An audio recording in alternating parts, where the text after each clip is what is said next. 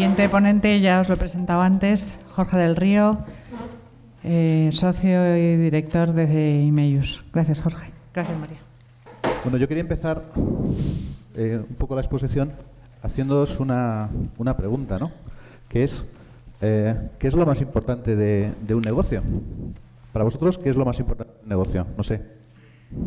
Así. Generar beneficio. Generar valor. Rentabilidad.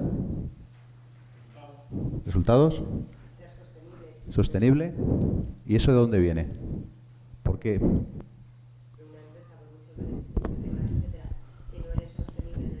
Sí, pero al final, ¿cuál es la esencia del negocio? Tener un cliente. El cliente. Si os dais cuenta, el cliente, que somos todos nosotros, en los últimos 7 años ha cambiado. Somos diferentes. Hemos cambiado nuestros hábitos de comportamiento y de relación entre nosotros mismos. ¿Cuántos de vosotros habéis dejado de llamar a vuestros amigos una vez al año y compartís un grupo de WhatsApp? ¿Sí? Eso ha cambiado, ¿verdad? También hace 50 años, o 100 años ya no sé, se introdujo el teléfono, ¿verdad? Y antes se utilizaba mucho la carta, luego el teléfono. Eso ha cambiado nuestros hábitos de comportamiento, de relación con nuestros iguales. Pero también, cualquier innovación que ha ocurrido en el mundo de la relación entre las personas ha acabado afectando en el mundo de la relación que tienen los clientes y las empresas. ¿Sí? Muy bien. Pues hoy os voy a hablar de 3 cosas. Lo primero es, ¿por qué nos debemos de preocupar de ese nuevo cliente, que es el cliente digital? ¿Quiénes son? ¿Cuántos son? ¿Y qué, digamos, hábitos o patrones de comportamiento tienen? El segundo aspecto es, ¿qué tenemos que hacer para gestionar ese cliente digital? ¿Vale? Trataremos un poco de llevárnoslo al terreno de la logística, si es cierto, pero yo no soy un experto en logística.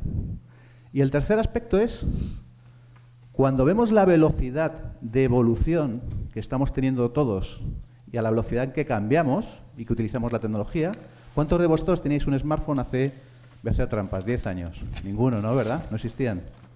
Pero hace 5, hace 3, hace 2, todo el mundo utiliza ya smartphones o tecnologías. ¿Cuál es la esencia? ¿Por qué está triunfando la tecnología tanto en los últimos años? Lo ha dicho María. Usabilidad. Las empresas tecnológicas, las startups, se han dado cuenta que haciéndole la vida fácil al usuario, el grado de adopción o de utilización de la tecnología crece exponencialmente. Esa es la gran clave. Nos lo han hecho fáciles. Yo siempre digo, cuando estoy en una ponencia, en una conferencia, que mi mujer no era usuaria de tecnología hace 5 años. Ahora la utiliza exactamente igual que yo. Y a muchos de vosotros os puede pasar que hace 5 años pues utilizabais a lo mejor ni siquiera el PC y ahora en vuestro día a día habéis incorporado la tecnología y lo habéis hecho de forma prácticamente sin daros cuenta. Antes hablábamos de cifras, yo también estoy mirando el otro día unas. El grado de penetración de los smartphones en España es del 72%. Datos de Google de este año, del 2014. 72%. O sea, 7 de cada 10 personas utilizan smartphones. El otro día, mis padres, que tienen ya pues 65 años, que no han manejado el mando de la televisión, de verdad, me dijeron, Jorge, ¿nos puedes ayudar a elegir un tablet? Es que me quiero conectar a Facebook, porque quiero hablar con mis hermanos, con mis hermanas, quiero ver qué pasa. Digo, ¿qué me estáis contando? Allí se lo he dejado. De verdad, se lo he dejado. Ya empiezan a hacer cositas. No han visto la informática en la vida. Mi padre, el hombre, pues es camarero, es emprendedor, emprendedor, ahora se dice todo el mundo emprendedor, empresario del mundo de la hostelería. No ha visto la informática en la vida. Pero quiero deciros con esto que la informática ha llegado a segmentos de la población que antes ni se lo imaginaba. Y esa es la gran revolución. Vamos a empezar un poco con... A ver, ¿qué? Me tengo que poner por aquí. Sí. Muy bien. Bueno, solamente presentarme. Soy socio fundador de una compañía que se llama Imelius. Imelius es una consultora que ayuda a la alta dirección de las compañías a entender cómo la innovación puede afectar a sus negocios. Y específicamente en el mundo de cómo las tecnologías ayudan en la gestión de los clientes. Nuestros clientes habituales son grandes empresas, B2C. ¿Vale? Que en ese sentido yo creo que compartimos clientes, ¿no? Nosotros les vendimos consultoría y vosotros le ayudáis a llevar los productos a sus clientes. A ver. Os quiero hacer otra pregunta, que es, oye, ¿tener una relación estable es cuestión de física o química? ¿Vale?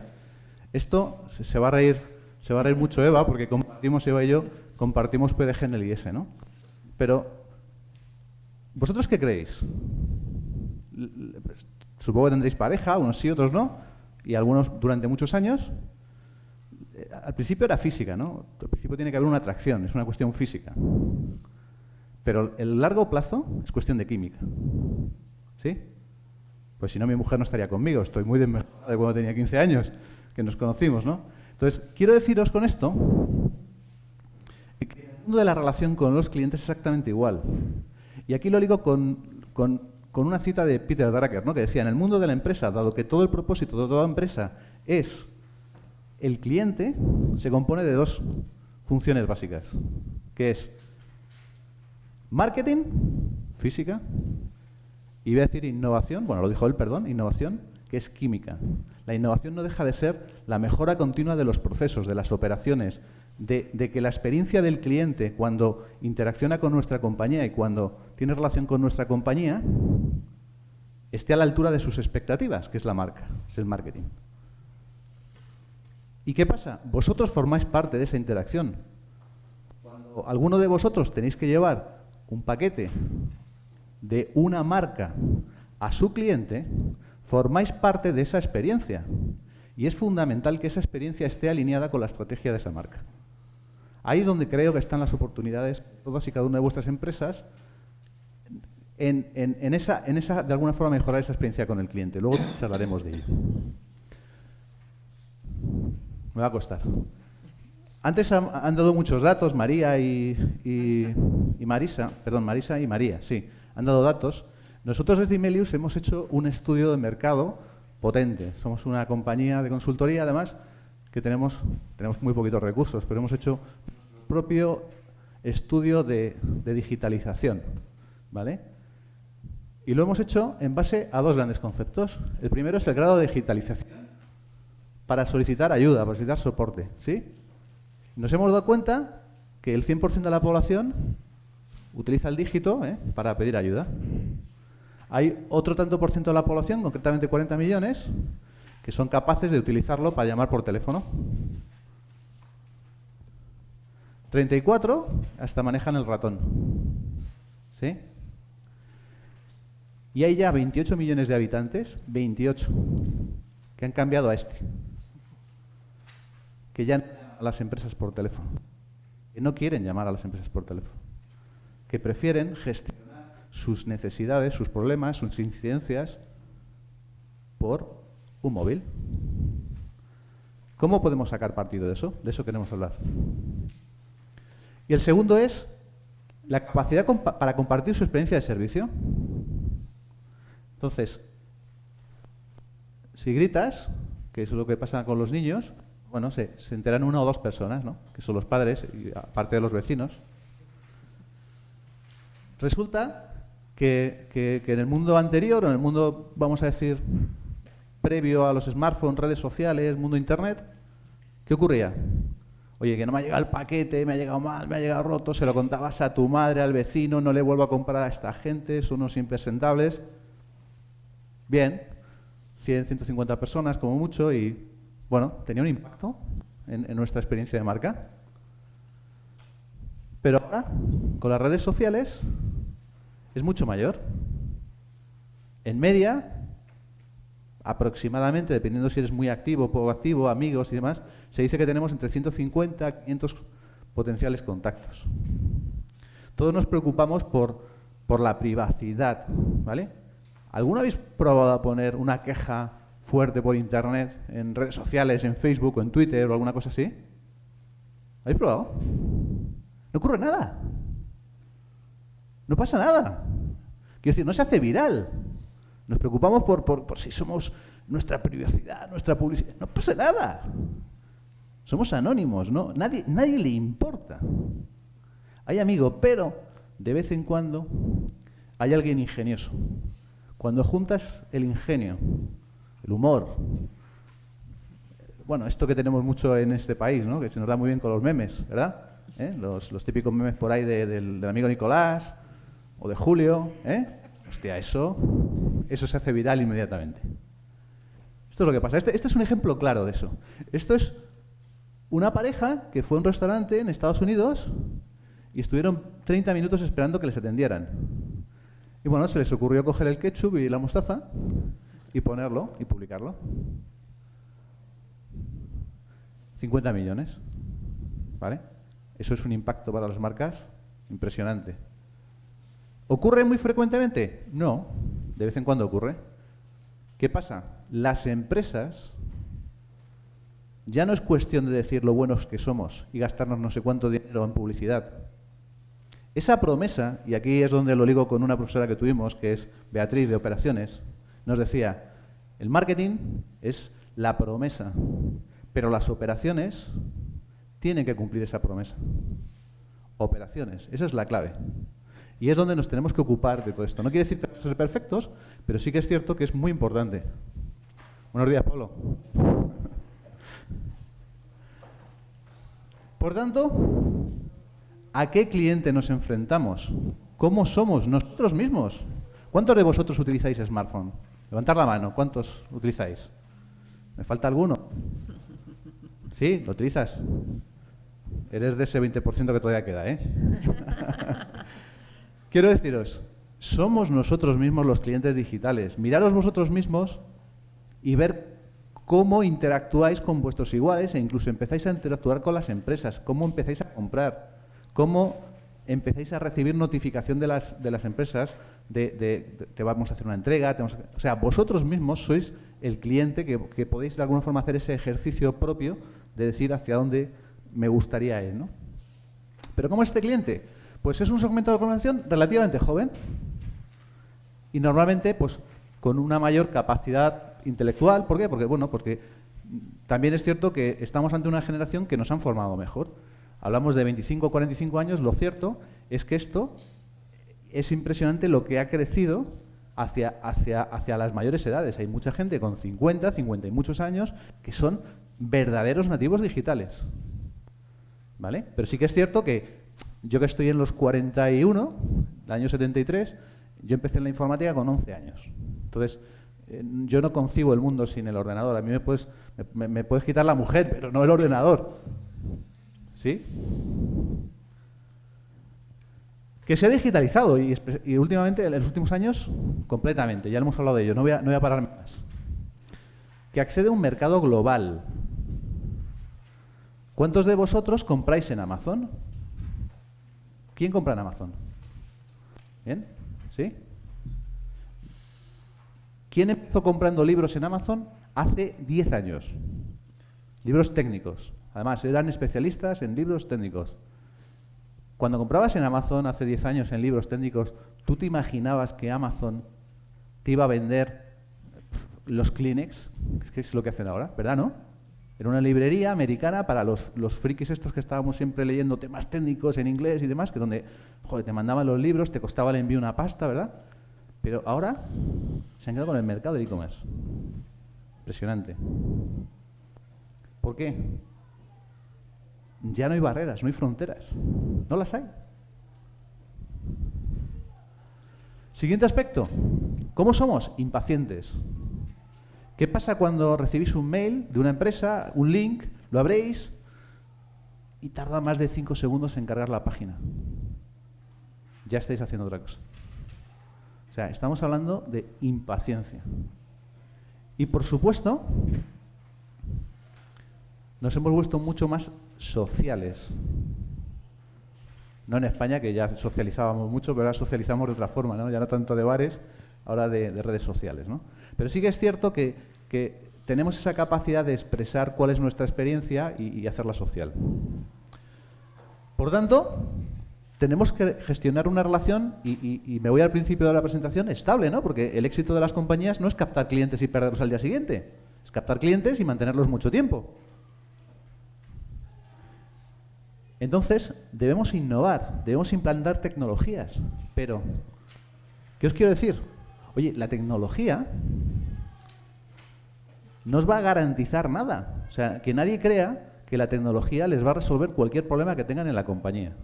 No. O sea, no somos magos. O sea, la tecnología al final no deja de ser una herramienta. Pero sí me gustaría que hagáis la siguiente reflexión, que es la que hemos hecho desde Imelios. No hacerlo, no dominar la tecnología y no utilizarla, lo que sí os va a garantizar es que falléis. ¿Por qué? Porque vivimos en un mundo tecnológico. Es el mundo de la sociedad de la información. Es como cuando se inventó la máquina de vapor en 1700, no sé cuántos, ¿verdad? O 1800, no lo conozco. Pero lo que os quiero decir es que el mundo ya no es igual. Por el hecho de dominar la tecnología, no vas a hacer que tu empresa sea exitosa. Pero si no la dominas, no lo vas a poder conseguir. Por lo tanto, el conocer cómo la tecnología puede ayudarnos en cada uno de nuestros negocios es una competencia fundamental que tiene que estar en los consejos de administración de todas las compañías. Al igual que tenemos expertos en finanzas, en estrategia, en marketing, tiene que haber expertos internos, externos, como sea, que nos ayuden a entender dónde están los beneficios de la tecnología para todas y cada una de nuestras empresas. El cliente, como decíamos, es el segmento que más crece. Ellas nos han estado hablando de cómo crece. Es realmente impresionante. Es el más importante y el más interesante. Y antes también María nos decía que es una cuestión generacional. Daros cuenta que realmente los que llamamos nativos digitales, que son la generación de los nacidos casi en los 90, incluso 2000, son ahora cuando empiezan a poder ser clientes. O sea, en los próximos 10 años el cambio va a ser todavía mucho mayor. ¿Cómo nos puede ayudar la tecnología? Pues fijaros, yo aquí me lo llevo al mundo de las interacciones o al mundo de cómo las compañías se relacionan con los clientes, pero al final la clave está en ir ayudando a que la tecnología se incorpore en nuestros procesos de negocio, en aquellas cosas que son de mayor volumetría y más sencillas. Esto cada negocio tiene las suyas, ¿vale? Y utilizar las personas cada día más donde las personas marcamos la diferencia. La gestión de excepciones, la creatividad, el tratamiento complejo de aspectos, ¿vale? Pero la tecnología, queramos o no queramos, va a ir industrializando cada día más posiciones. Hace unos meses estuvimos, o casi ya un año, estuvimos en una ponencia, yo no sé si ese día estabas tú, que nos dio el que es en ese momento era el director general de IBM en España. No me acuerdo ahora su nombre. Y nos decía que desde IBM ya estaban trabajando, o que en los últimos 100 años se había trabajado en que la tecnología ayudara a automatizar aquellos procesos que estaban relacionados con el músculo. ¿Vale? Pues las carretillas, no sé qué, no sé cuánto. Pero que la tecnología ya estaba trabajando en industrializar procesos que tenían que ver con la mente. O sea, con capacidades de decisión. O sea, fijaros de lo que estamos hablando. Al paso que van, no vamos a hacer falta ninguno. La última innovación que se le ha ocurrido a IBM es a meter una máquina de estas. ¿Habéis oído hablar del... ¿Cómo se llama el último invento de estos? Bueno, han sacado un ordenador muy grande que lo han puesto a competir en un concurso americano que es el Jeopardy, que es que te dicen la respuesta y tú tienes que decir cuál es la pregunta. Y ha ganado. O sea, pero además no es que le hayan puesto y que le van escribiendo, no, lo ponen en la máquina, le ponen ahí con una oreja y la máquina va contestando. Y ha ganado. Porque tiene la capacidad de entender, no de traducir voz a informática, no, sino de entender, de buscar y de contestar antes que nadie. Entonces, las aplicaciones que nos contaba este hombre que están haciendo, Zubiría, es que lo están poniendo al lado de un médico, que es un médico que se dedica como House, a saber qué te pasa. ¿Cómo se dice? Diagnóstico. ¿Perdón? De diagnóstico. Diagnóstico. Lo ponen al lado y va aprendiendo. Dice que más o menos en 3 meses el ratio de éxito de aquí del amigo de IBM, es que no me acuerdo la máquina ahora cómo se llama, empieza a nivelarse al médico. Watson. Impresionante. O sea, impresionante. O sea, fijaros dónde llega el tema. O sea, yo os digo, si tenéis hijos, que sean pintores, pero pintores de creatividad, o sea, que se dedican a componer música, a cosas creativas muy complejas para la máquina, porque hasta los directivos yo creo que nos van a amortizar al paso que vamos.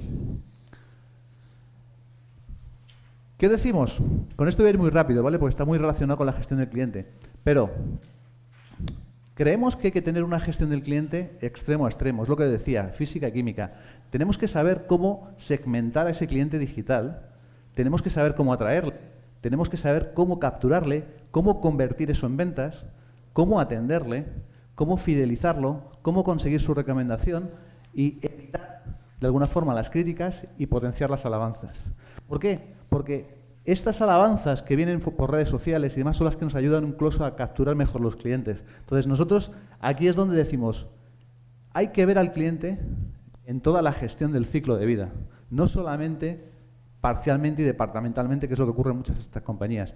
Antes, yo creo que ha sido Marisa la que hablaba de esa visión del director le llamaba el Digital Manager o algo así, ¿vale? Que es esa figura, en muchos otros estamentos se habla desde un punto de vista más de cliente, de Chief Customer Officer, de un directivo de primer nivel que tiene una visión del cliente extremo a extremo. ¿Cómo somos capaces de capturar al cliente y cómo somos capaces de mantenerlo en el tiempo? Porque al final, cada vuelta que da el cliente, cada año que está con nosotros, cada pedido que nos hace, nos deja un retorno a la organización. Y en cada punto de estos es donde tenemos que operativizar e industrializar con la tecnología formas de hacerlo más eficiente. Voy muy rápido. ¿Cómo? Primero, segmentación de cliente. No es lo mismo atender a un segmento de población de 40 a 57 años que de 40 a 25. Son diferentes. Entonces, esperan que la interacción con ellos sea diferente. Segundo, omnicanalidad. ¿Habéis oído hablar de la omnicanalidad? ¿Alguno? Al final la omnicanalidad no se traduce en, independientemente del canal que yo utilice para hablar con la empresa, puedo hacer una llamada, puedo conectarme a su página web, puedo utilizar una aplicación móvil, puedo mandarles un WhatsApp o redes sociales. Tiene que haber una coherencia en ese trato. ¿Cuántos de vosotros habéis llamado, por ejemplo, no sé, a Iberdrola? Después, a lo mejor, de haber puesto un mail. Digo Iberdrola, no lo digo por nada, simplemente cualquier empresa. Y llamáis, pues, haced la prueba, iros a una empresa, la que queráis, mandáis un mail y a los 5 minutos, 10 minutos, una hora después, llamáis y decís, hola, buenos días, soy Juanito, os acabo de mandar un mail que me lo habéis mirado. Muy poquitas a día de hoy tienen, ya no voy a decir la tecnología, sino la visión de gestión necesaria para que eso ocurra. Pero desde el punto de vista nuestro como clientes, nuestro contexto está claro. ¿Sí? Tú estás interaccionando con Iberdrola. ¿Qué pasa? Que en Iberdrola pues resulta que es que los sistemas de correo electrónico pues lo llevan los de online. Y los sistemas del call center los llevan los de atención al cliente y los de no sé qué. Entonces te trocean y no está integrada esa visión. Entonces es fundamental que integremos en nuestra visión de compañía a medio plazo una visión pensada en el cliente y en la experiencia del cliente. Siguiente paso. Y aquí es justamente donde lo ligo con cada uno de esos puntos. ¿Cuál es el principal problema que tienen las organizaciones con la velocidad de crucero que está llevando la innovación en el mundo de las personas? Si yo os digo, ¿notáis que se está acelerando la innovación tecnológica que vosotros tenéis en vuestros smartphones? O sea, ¿se ha acelerado? ¿Tenéis más informática? ¿La utilizáis más habitualmente? Sí, ¿verdad? Y ahora, salir del mundo personal y meteros en vuestras empresas. Y os digo, ¿cómo era la tecnología hace 7 años y cómo es ahora? ¿Cuántas diferencias hay? ¿No veis un gap? ¿Es igual la velocidad que estáis teniendo aquí que la velocidad que se tiene dentro de las empresas a la hora de innovar? No entro en el porqué, pero es la misma. ¿Creéis que eso acaba bien? No, ¿verdad? Por lo tanto, es muy importante reimaginar los procesos de innovación y de adaptación de la tecnología dentro de las organizaciones. Y aquí os digo, cuanto más grande la empresa, peor. Nosotros trabajamos como consultora con grandes empresas y es un Cristo, de verdad. Aquí es donde hay muchas oportunidades para vosotros, porque muchas empresas están externalizando parte de sus procesos diciéndole, de hecho hay casos en este sector de algún conocido, que algún conocido digo nuestro, justamente del PDG, donde su visión es, voy a ayudar al cliente a capturarle el pedido, a hacerle el picking, hacerle el envío y hacerle la transacción económica. ¿Por qué? Porque cuando va el director de e-commerce dentro de su organización y habla con el de sistemas, no es que los de sistemas seamos ogros, pero sí es cierto que muchas organizaciones están pensadas de una forma muy arcaica. Pues es que resulta que cuando le dice, oye, que quiero hacer un proyecto de e-commerce, entonces quiero lanzar una web responsive y quiero no sé qué, y quiero hacer una integración con la tarjeta y con PayPal para no sé qué, no sé cuántos y tal. Entonces llega el de sistemas y dice, creo que para el 2027 tengo una ventana para meterte todo esto que nos estás pidiendo. Es así, es la realidad de las empresas. Entonces, desde el punto de vista de la experiencia del cliente, de los procesos y de completar el valor añadido que una empresa de logística puede dar, ahí es donde creo que hay muchas oportunidades para vosotros, ¿no? En darle un servicio completo más añadido a vuestros clientes. No os puedo dar una receta mágica, simplemente que lo tengáis en cuenta, que por ahí es por donde se están viendo ese tipo de planteamientos. También es cierto que compañías muy innovadoras, con grandes inversiones en innovación y en hacerlas diferentes, pongo el caso de Amazon otra vez, pues se está planteando entregar los paquetes con drones. No sé si le van a dejar o no le van a dejar, y si tiene sentido o no tiene sentido, pero tienen esas ideas que no sabes si echarlos, es decir, si tú fueras el gerente y te viene un directivo y te dice, oye, que se me ha ocurrido entregarlo con drones, pues no sabes si echarle y decirle, mira, ¿qué te has fumado? Vete de aquí, anda, que esta no es tu empresa, o nombrarle vicepresidente de la compañía. Bueno, ese tipo de planteamientos están ocurriendo. Entonces, aquí lo que decimos es, hay que cambiar el modelo de innovación dentro de las organizaciones. Luego hablamos de ello. A ver, sí. Y por supuesto, obsesión por el feedback del cliente. El cliente es el rey. Todas y cada una de las ocasiones que tengamos para preguntarle al cliente qué tal te hemos entregado, cómo te lo hemos entregado, cómo te lo hemos hecho, sin agobiarle, y utilizando las herramientas que tenemos aquí, son fundamentales para entender las claves de gestión del negocio. Y por último, la potenciación del word of mouth. A veces llega una compañía, hacen un ejercicio de desembarco de la leche, te ayudan, te hacen no sé cuánto, estás súper contento y se olvidan de lo más importante. Oye, ya que te lo hemos hecho fantástico, públicalo en redes sociales, ayúdanos, dinos lo buenos que somos. ¿Por qué? Porque la referencia de un cliente es el mejor marketing que puede haber. Entonces, esto muchas veces en las empresas se olvida. Hay que fomentar que otros clientes nos ayuden diciendo su experiencia. 5 claves para que esto ocurra. Hemos hablado de por qué es importante el digital, hemos hablado del qué, pero lo relevante es el cómo. Porque el cómo dentro de las empresas es lo más difícil. La primera, estrategia omnicanal. Sin entrar mucho, pero para que veáis gráficamente de qué estamos hablando. En las empresas están divididas por departamentos. Tienen el retail, tienen la atención al cliente o el contact center, el mundo de las aplicaciones móviles, el mundo del online, y son áreas independientes, ¿vale? Sin una visión, diferentes managers, diferentes equipos, diferentes soluciones, diferentes todos. Entonces, cuando tú como cliente te acercas a través de uno de los canales, resulta que es como si estuvieras en otra empresa.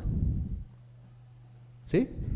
Entonces, ¿qué tiene que haber? Tiene que haber una visión de gestión de la compañía, y eso no es departamental, es una decisión de arriba, de los consejos de administración, de customer centric, y eso con una estrategia de omnicanalidad, que es decir, oye, independientemente del canal por el que entre mi cliente, tenemos que darle una experiencia consistente y coherente. Segundo punto, mobile first. ¿Qué queremos decir aquí? El partido se juega en el smartphone. Es así. No lo decimos nosotros, son todos los datos que ha dado antes Marisa. El partido se juega en el smartphone, nos guste o no nos guste. Si no tenemos una estrategia para entrar en esto de nuestros clientes, estamos muertos. Porque a un cliente le puedes cortar una mano, pero no le puedes quitar el smartphone. Es así. O sea, fijaros una cosa. 2007-2014, España, la crisis más importante que hemos tenido en los últimos 50 años. Todos hemos sufrido muchísimo. Todos llevamos un smartphone que vale como mínimo 500 euros. O sea, fijaros, ¿os acordáis de la pirámide de Maslow, no?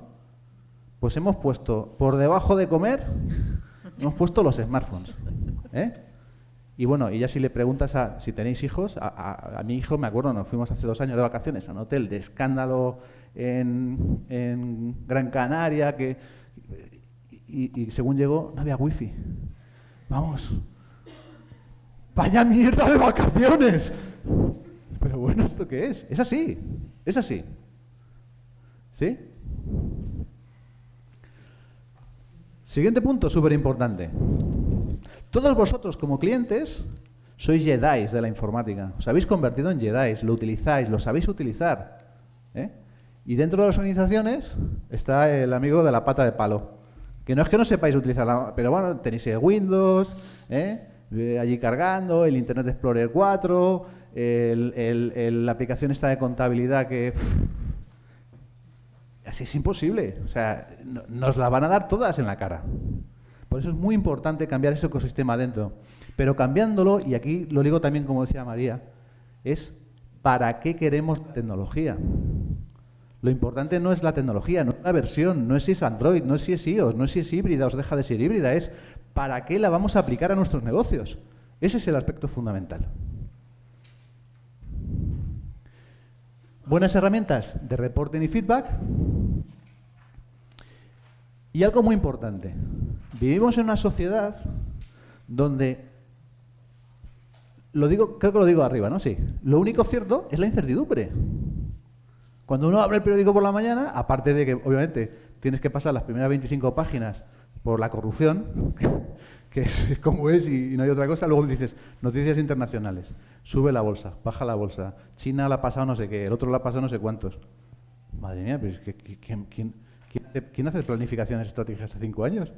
Digo, pues un vidente, porque alguien más no puede hacer. Entonces, lo único cierto es la incertidumbre. Por lo tanto, cualquier tecnología que incorporemos o cualquier visión de gestión, siempre nos tenemos que ocupar mucho de que sean fáciles de implantar. Estos proyectos que se hacen en las grandes organizaciones de, oye, vamos a implantar SAP, que tú lo conoces mucho, ¿verdad? Sí, una gran. Empezamos en el 2000 y en nuestro project plan de SAP, en el 2053, ya tenemos todo el roll-up en todo el mundo. No. Ahora son así. Proyectos tienen que ser si no digo de meses, de semanas. Porque es que es así. Tienen que ser fáciles de evolucionar. Nuestro cliente cambia. Ya no utiliza el WhatsApp, ahora utiliza el Kind o no sé cómo es la otra herramienta de mensajería. Tenemos que tener esa capacidad de seguir al cliente. Tenemos que ser capaces de escalar. Porque resulta que hemos tenido una idea, la hemos llevado al mundo de la realidad, y resulta que aquello empieza a crecer. ¿Y ahora qué hacemos? Tenemos que tener esa posibilidad de escalar hacia arriba o hacia abajo. Y adaptar un mercado global, frenético y digital. Y aquí lo ligo con otro concepto que tampoco hemos hablado hoy, que es el mundo de la nube.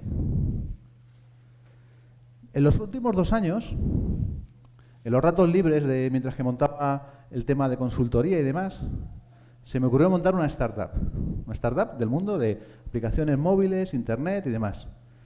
Y me puse a estudiar. Yo es que a mí me gusta primero aprender, luego comprender y luego emprender. Hay otros que primero emprenden, pierden la pasta y demás. Yo primero me gusta hacerlo así. Luego también pierdo la pasta, pero por lo menos digo, hombre, lo hago con criterio. En estos 2 años, viendo la tecnología que está disponible prácticamente gratis o en modelos de pago por utilización, es impresionante. al servicio de cualquiera que quiera cogerlo. De hecho, creo que los grandes diferenciales de éxito de las startups en Estados Unidos básicamente están relacionadas con que tienen una mejor capacidad para saber dónde tienen que cogerlo y cómo utilizarlo en sus negocios.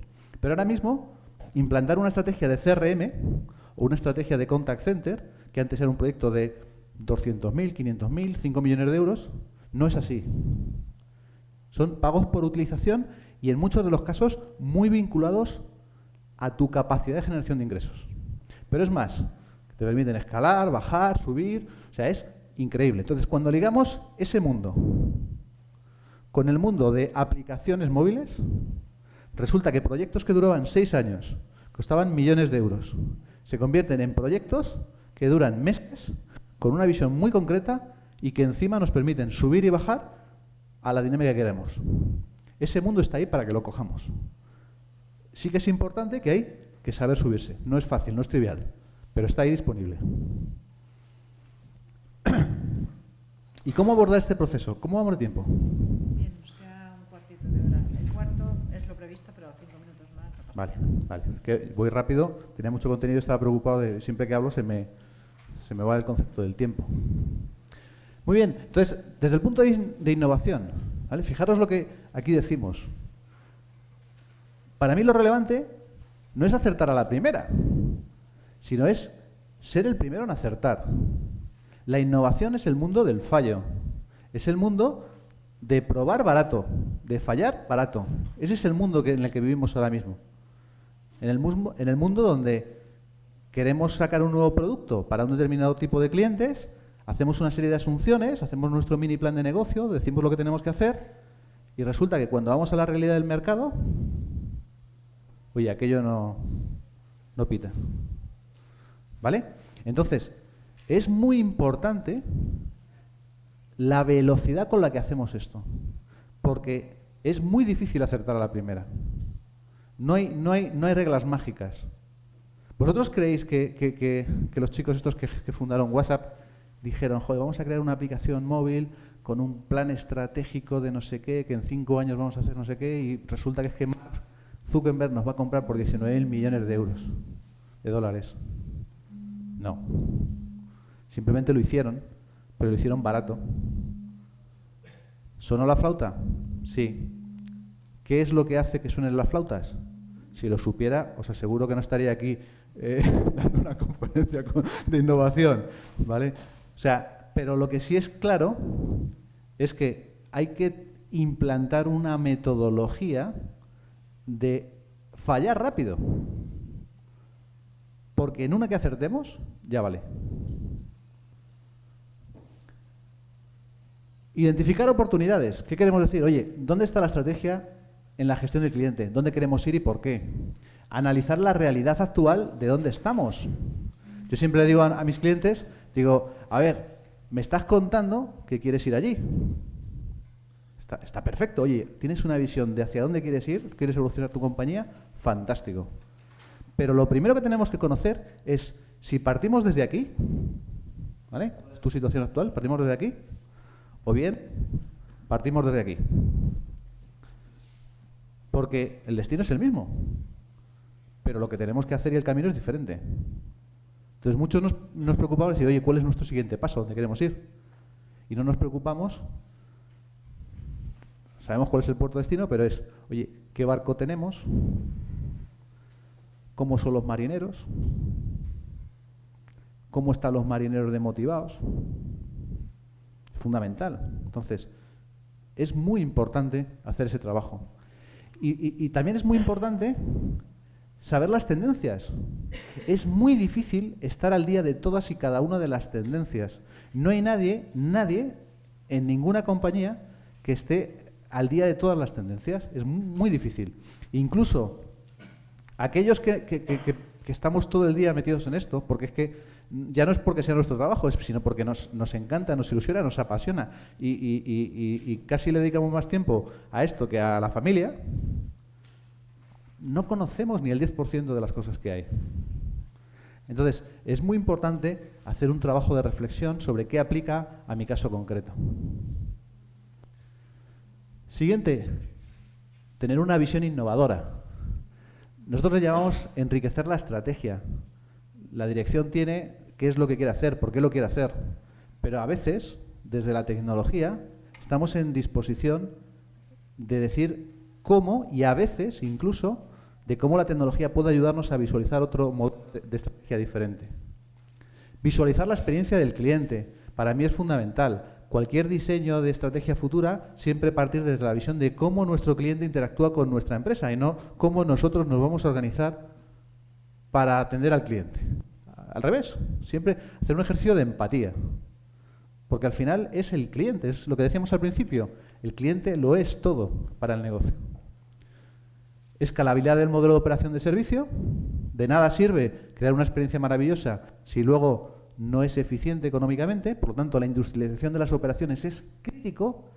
Y la clave, por ejemplo, una de las claves, y me voy al caso de Amazon también, que ha tenido Amazon, es implantar una estrategia de operaciones con muy buenos diseños al principio. ¿Qué quiere decir esto? Amazon, de una de las cosas que se diferencia es por tener un servicio de atención al cliente muy bueno. Pero, ¿cuántas veces has tenido que llamar al servicio de atención al cliente de Amazon? Nunca, ¿verdad? Es un mito. El que ha llamado, que alguno hay, dice que es la leche. ¿Os dais cuenta? Es una cuestión de diseño operativo.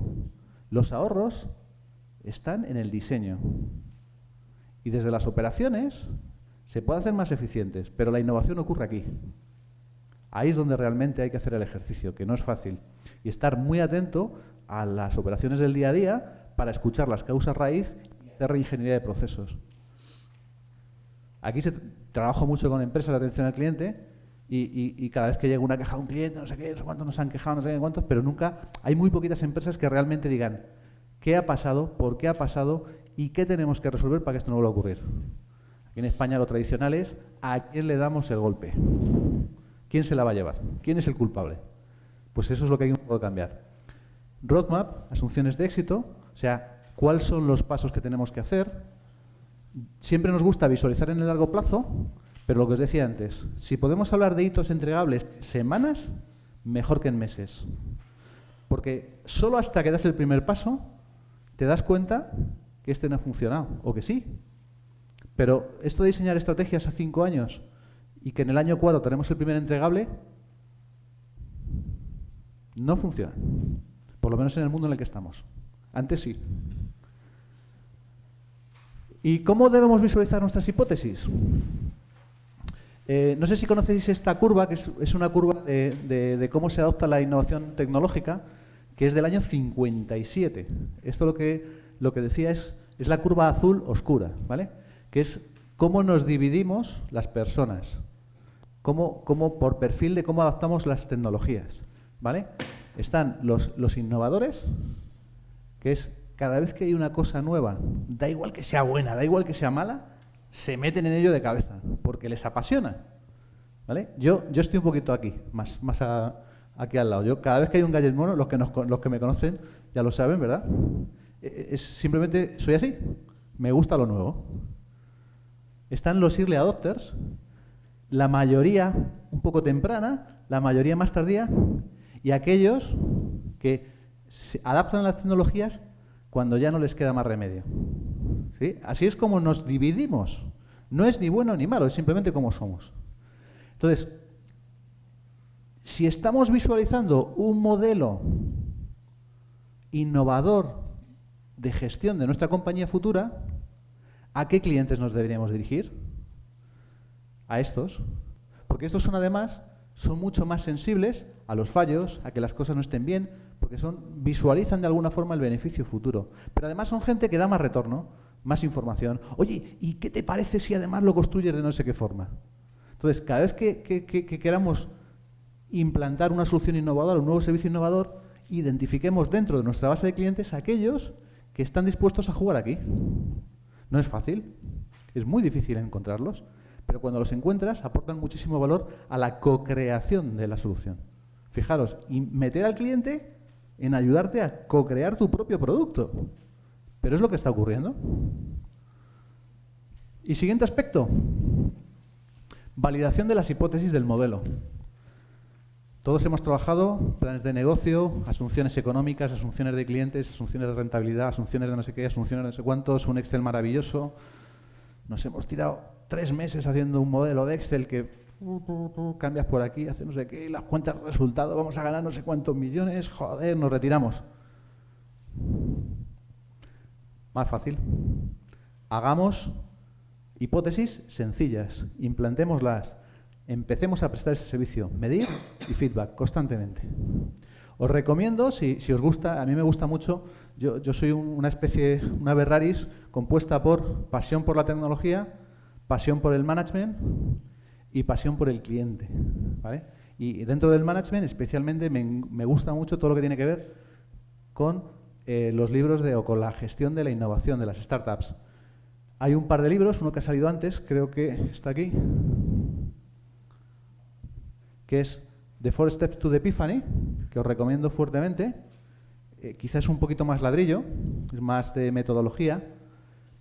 Y The Lean Startup, de Eric Rice, que son de cómo las startups están dejando de hacer menos planificación estratégica y menos cuantos y centrarse más en sacar productos, medir, no estar 5 años desarrollando cosas, ¿vale?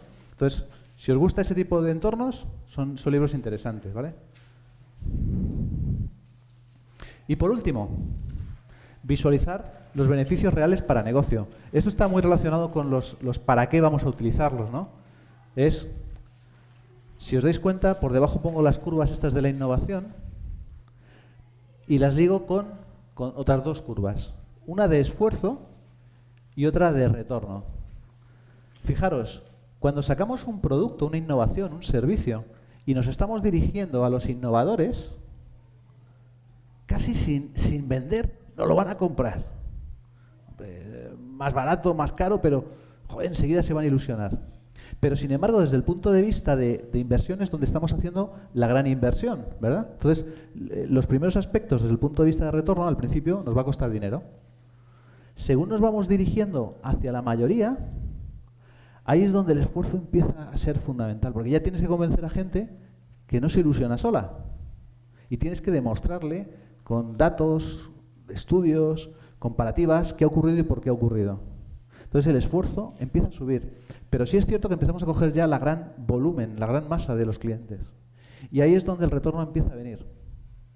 Y cuando llegamos a esa segunda mayoría, más tardía, ahí es donde nos tenemos que empezar a recuestionar si merece la pena seguir esforzándonos en introducirle esos conceptos innovadores, a lo mejor temas de smartphones, temas de aplicaciones móviles, perdón, porque el esfuerzo es muy fuerte, es muy, muy complicado y muchas veces no tiene ningún impacto en cuanto al retorno que esperamos de las compañías, ¿vale? Entonces, esto es unas gráficas que tenemos que tener muy en cuenta y claro, una de las peores cosas que podemos hacer es tratar de sacar un servicio innovador e írselo a contar a un cliente que no lo es. Me diréis, es una obviedad. Sí, pero a mí personalmente me ha ocurrido. Yo soy una persona siempre, no sé, soy innovadora, tengo ideas, se me ocurren cosas. Y a veces iba a clientes donde, es lo que os decía, que cuando se lo contaba me decían, a este no le volvemos a dejar entrar más. Es así de sencillo. Simplemente eres una especie rara. Entonces muchas veces los proyectos fallan precisamente por esto.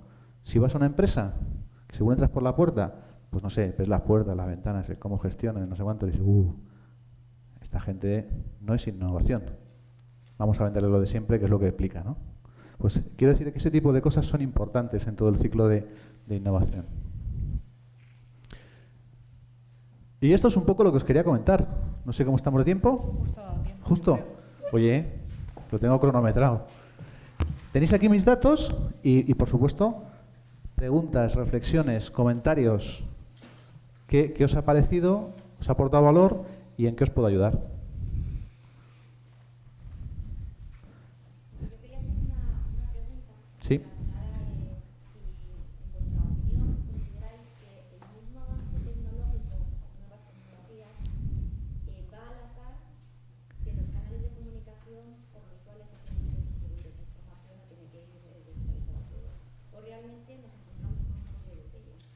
No te entiendo. Ujú. Y la tecnología al final se mueve por comunicaciones. Sí. Entonces, ¿consideráis que la tecnología va a la par que los canales de comunicación, el canal físico de comunicación, o en un determinado momento nos encontramos con cuellos de botella a la hora de trasladar esos datos, esa información? Dices la red de Internet, las redes de transporte y demás. A ver, hace unos años sí era un problema, ¿vale? Porque, por ejemplo, el grado de adopción de ADSL era bajo, las velocidades de conexión eran bajas, pero lo cierto es que ahora mismo las tuberías que nos encontramos incluso en las casas suelen ser bastante bien. En los últimos 3-4 años las velocidades 3G, 4G están haciendo que prácticamente las redes de comunicaciones hayan dejado de ser el problema. Es mi impresión. Se ha democratizado mucho el precio, ¿vale? Antes, pues, en una empresa tener una línea de comunicaciones en condiciones era caro y había que hacer números y demás. Ahora prácticamente es irrelevante. También es cierto que se ha optado también por estrategias donde en vez de conectarme con Internet de una forma fuerte, con un, como se suele decir, es la palabra técnica, no técnica, pero es el canuto famoso, ¿no? Se han llevado los sistemas de información de dentro de la empresa, se han llevado a los centros de Internet y eso evita muchos costes. Pero ahora mismo no tenemos la sensación de que, digamos, el coste de las comunicaciones sea muy importante. O sea, sea muy relevante. Gran parte del coste pues lo suele asumir el propio usuario. Cuando estás hablando de una aplicación móvil, cada uno utiliza su parte y no es muy relevante. Fijaros lo que os digo, ni siquiera la tecnología. Yo estoy desarrollando, como decía antes, un concepto, una startup, donde básicamente los costes son 3. Estrategia de captura de clientes, marketing, estrategia tecnológica y desarrollos. El coste más importante en el corto plazo es el desarrollo. Es qué queremos desarrollar. Porque además el desarrollo, además me sirve muy bien esta pregunta para hacer alguna reflexión, que antes hablaba de las empresas que hacían desarrollos. Siempre que contratéis un desarrollo a alguien, alguna empresa, pensar qué pasa si esa persona al salir de vuestra oficina desaparece. No voy a decir cómo, simplemente desaparece. O discutís con ella. Muchas veces se toman decisiones de contratar desarrollos en función del precio. Se centra mucho en el precio y hay que ver toda la ecuación o toda la visión a largo plazo. O sea, el coste de un desarrollo, el coste primigenio del desarrollo es importante. Luego está el coste completo, que tiene que ver con el mantenimiento, pero tiene que ver también con que un buen desarrollo bien estructurado, bien gestionado y bien documentado, luego es continuable en el tiempo. Antes nos contaba Marisa que habían hecho un desarrollo para no sé qué cosa, habían discutido con no sé quién y lo habían tenido que tirar entero, porque no lo tenían bien documentado, no tenían los fuentes, no tenían una serie de cosas. O sea, el tema del desarrollo es muy delicado. Yo siempre os recomiendo, antes de contratar un desarrollo, contratar a alguien que os ayude a saber qué son manzanas, qué son peras y qué son plátanos, porque ese coste no es evidente. Hay muchos costes que no son evidentes y muchos riesgos que se están asumiendo no son evidentes. Y la primera recomendación que os hago es, si podéis hacer algo comprando una solución de mercado, 1000 millones de veces mejor que hacer un desarrollo ad hoc. Siempre. ¿Alguna cosa más?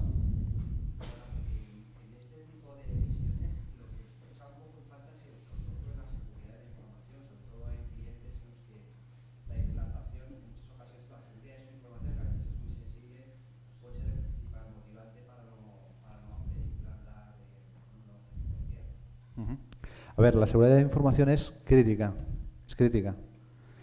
y es un área de tecnología. Yo siempre digo que los de tecnología somos los segundos más odiados de las compañías. Están los abogados y luego estamos los de tecnología. Y concretamente dentro de tecnología, seguridad, la verdad es que tiene un impacto muy importante. La seguridad es fundamental. Es fundamental. Es algo que desde el punto de vista de negocio nos parece más lejos, pero sí que es cierto que hay muchísimas compañías que están en Internet y que tienen sus sistemas securizados. no estamos hablando, por eso es muy importante cuando se decide hacer un desarrollo, lo digo otra vez con esto, es de esos aspectos que no son inherentes, no son triviales verlos, ¿no? Pero muchas veces coges una compañía que te hace un desarrollo y ahora os cuento un ejemplo que vamos a conocer todos, que a lo mejor desde el punto de vista de coste es muy bien, pero no han tenido en cuenta mejores prácticas de seguridad, mejores prácticas de no sé cuántos y demás. O sea, el hecho de estar en Internet es menos inseguro que tenerlo en un búnker de no sé qué. Pues seguramente, un poquito más, un poquito menos. Pero quiero decirte, si alguien quiere realmente entrar, va a entrar. O sea, van a ir a por ti. O sea, si por el hecho de estar expuesto en Internet es menos seguro, al final, si tú y yo queremos hablar, tú eres un cliente y yo soy tu empresa, tenemos que relacionarnos. Si nos tenemos que relacionar, tenemos que abrir vías de comunicación. Y esas son las que se aprovechan. Entonces, que estén en Internet o que no estén en Internet, bueno, también es cierto, por ejemplo, una compañía como Salesforce, es un CRM en la nube, la inversión que hacen en securizar sus propias plataformas es mucho mayor que cualquier otra compañía internamente pueda hacer, precisamente por las economías de escala que tienen. Entonces, depende con quién te vas, porque muchas veces se habla de la nube, y como la nube es como un concepto abstracto, y hay muchos tipos de nubes. Están los cumulonimbus estos, no sé cómo se llaman, hay muchos tipos de nubes, y en algunas a veces caen unos chaparrones que no veas. ¿Vale? Quería hablar también del tema de seguridad. El ejemplo este que os decía es, ¿os acordáis de lo de las bicis, ¿no? El desarrollito este que han hecho de las bicis? Se hizo un desarrollo, unas aplicaciones, maravilloso, funcionalmente, te lo hacías. Desde el punto de vista de desarrollo, tenía unos agujeros de seguridad bestiales. De hecho, pues algunos que analizaron el tema dijeron, esto lo ha hecho alguien que no tiene ni idea de esto. Hasta el extremo que fueron capaces de hackearlo, y no sé si sabéis, salió creo que en la ABC y en las televisiones, que en las pantallas pusieron ahí un vídeo de YouTube, bueno, de YouTube no, sería de YouPorn o de no sé qué, haciendo barbaridades. O sea, efectivamente, la seguridad es muy importante, muy importante. Y a veces, pues, gente hace propuestas de desarrollos y no es que lo hagan a mala fe, simplemente es que no tienen el conocimiento necesario. Por eso muchas veces cuando te casas para hacer un desarrollo es muy importante saber quién lo haces. Incluso tener a alguien de fuera que te ayude a saber, oye, hay que tener en cuenta esto, esto, esto y esto. ¿Vale? ¿Alguna cuestión más? Bueno, perdón. Yo no soy técnica, no soy informática, pero sí que te voy a hacer una pregunta, no sé si la haré bien, no sé si la plantearé bien. Referente a las apps, todo el consumo de datos que hacen, ¿lo hacen contra tus bases de datos o por el hecho de tener quizás una plataforma intermedia que es la Store, los rendimientos te los mejora la Store o directamente van? Lo digo porque todos conocemos pues faltas de rendimiento en los sistemas, problemas con las bases de datos y cómo te puede colapsar en un día determinado. Correcto. Entonces, cuando estamos hablando o cómo clientes te pueden llegar a colapsar una página web y ningún cliente puede entrar durante media hora, ¿no? Entonces, ¿una app te supone los mismos problemas o tienes plataformas intermedias? A ver, es una cuestión de arquitectura, de diseño de software, ¿vale? Las aplicaciones que solemos tener en nuestras empresas están diseñadas en un modelo de arquitectura que se llama cliente-servidor. O sea, yo soy un cliente, hago solicitudes y el servidor las procesa. Y con modelos de datos relacionales. Sistemas de base de datos, el Oracle, el SQL Server, el no sé cuántos. Ese modelo funciona muy bien a base de mucha capacidad de computación y es difícilmente paralelizable y es caro hacerlo.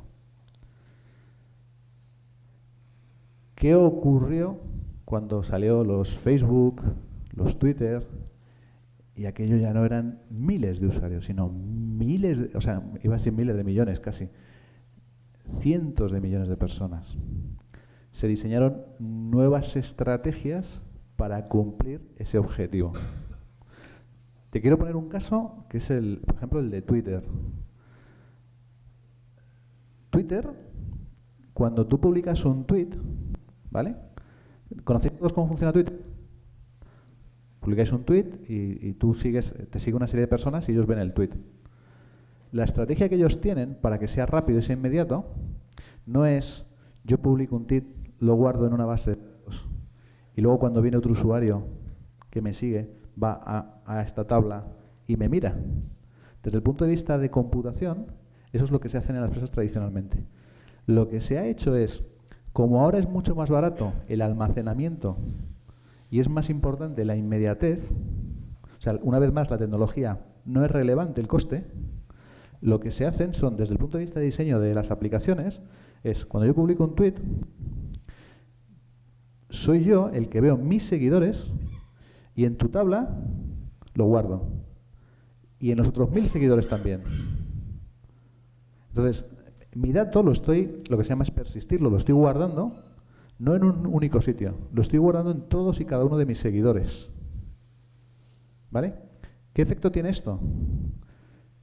Que puedo distribuir esa información y que además cuando tú vayas a abrir tu Twitter y ver todos los tweets, el tiempo de velocidad de acceso es muchísimo menor. A cambio, ¿cuáles son los contrapuntos?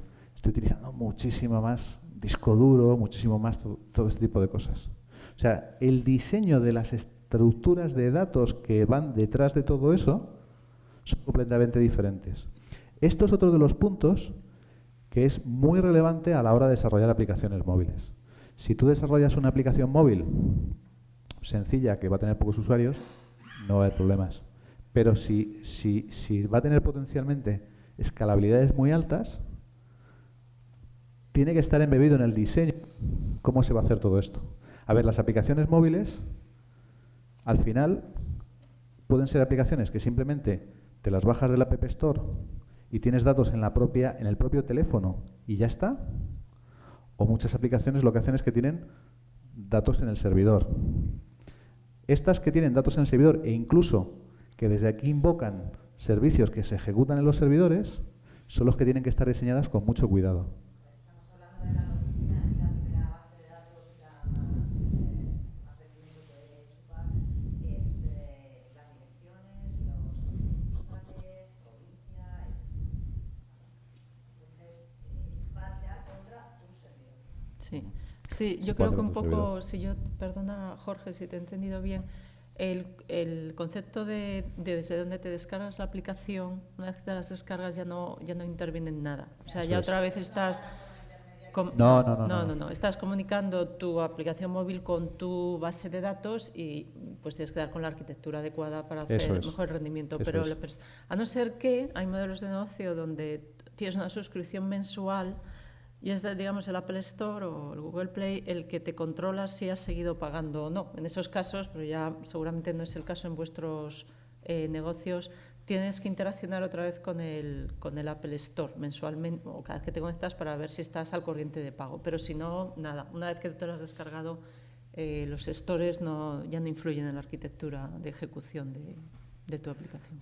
Lo que sí es relevante y desde el punto de vista del que contrata el desarrollo, que creo que a todos os interesa mucho, pensar que una aplicación, o sea, tú irías sin menospreciar a nadie, ¿tú irías al obrero a contratarle la casa?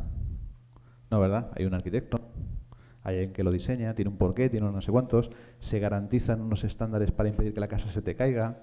O sea, quiero decir que el software es una ingeniería como puede ser la arquitectura. Lo que pasa es que no se considera como tal. Y eso tiene el beneficio de que algunas veces en cuanto a coste es muy barato, pero otras veces te cuesta muy caro. Entonces, simplemente sed prudentes cuando vayáis a contratar algún tipo de desarrollo y a veces es bueno invertir un poquito en que alguien nos ayude a encontrar, digamos, la manzana esa podrida, si existe, que a lo mejor a veces no, pero que como en todo en esta vida no suele haber grandes diferencias entre cosas comparables. O sea, al final el desarrollo de software es intensivo en mano humana, en recursos humanos, y un programador puede programar un poquito mejor que otro, porque tenga más experiencia, pero si una cosa vale 15, es muy raro que haya alguien que lo presente por 3. Es muy raro, ¿vale? Porque la innovación ahí es difícil. Y, perdona, y si lo hace, como siempre, preguntarle, oye, ¿por qué? Explícamelo, entiéndelo. Por encima de cualquier tema tecnológico, cualquier cosa, siempre hay algo que es la lógica. O son capaces de convencerte de por qué, o no. Pues muchísimas gracias, Jorge. Nada.